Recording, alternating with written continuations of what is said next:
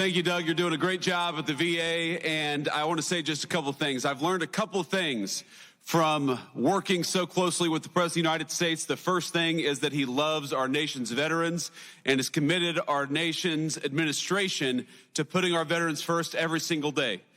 And the second thing I've learned about the President of the United States is that he really hates when somebody who's speaking before him goes on for too long.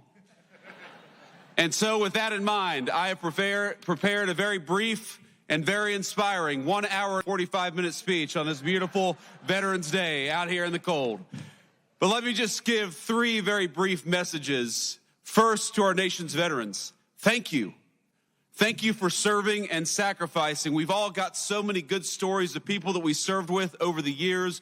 During my 4 years of the Marine Corps, I met the very best of America.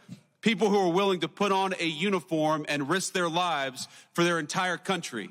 Just yesterday morning, I met people who lost limbs, who lost very, very important family members, who lost their psychological health, going out there and serving the United States of America. So whether you gave a little bit or whether you gave a lot, every single person who put on the uniform of this nation deserves our gratitude on this day especially, but every day. And so from the Vice President and the entire administration to our nation's veterans, thank you for your service, thank you for your sacrifice, and thank you for making us proud every single day.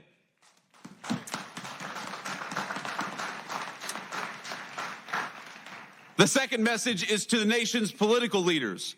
I happen to believe that the most valuable resource that we have isn't the incredible wealth of natural resources of this country, as amazing as it is. The most important natural resource that we have is that we have hundreds of thousands of young people every single month who sign up to put on the uniform and risk their lives for their fellow citizens. That is a resource we cannot squander. That is a resource we must protect. And so to every elected official who's here today, our obligation, our sacred responsibility to our veterans is to make sure that the American military is the bravest and best fighting force anywhere in the world, and to make sure that every time we ask our nation's military to go off to war, we give them the training, we give them the resources, and we give them what they need to kick the enemy's rear end and to come back home safely and quickly. That is our obligation to you.